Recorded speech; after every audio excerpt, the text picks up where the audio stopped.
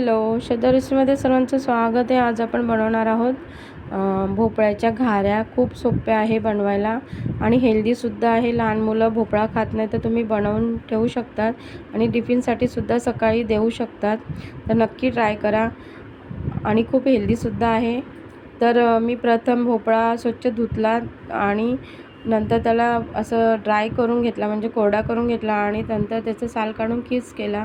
खीस जेवढं प्रमाण असेल त्याप्रमाणे आपलं तुम्ही गूळ टाकू शकतात.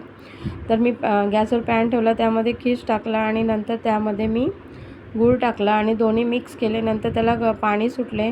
ते पाणी पूर्ण कोरडे होईपर्यंत आपल्याला हलवायचं आहे. बघा ह्या ठिकाणी आता किती पाणी सुटलेलं आहे भोपळ्यामध्ये. तर आता बघा पूर्णपणे पाणी आता कमी झालेलं आहे. पूर्ण पाणी ऑब्झर्व होईपर्यंत आपल्याला ते करून घ्यायचं आहे. नंतर गॅस बंद करायचा. गॅस बंद करून पुन्हा ते सारण आपल्याला एका ताटात काढायचं आहे.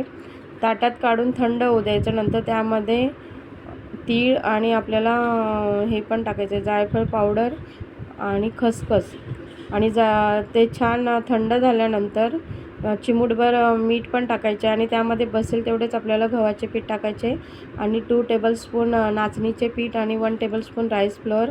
नंतर त्यामध्ये आपल्याला थोडं मोहनसुद्धा घालायचं आहे तेलाचं आणि ते घालून छान मिक्स करायचं आणि छान गोळा बनवून घ्यायचा आणि अर्धा तास रेस्टसाठी ठेवून द्यायचं.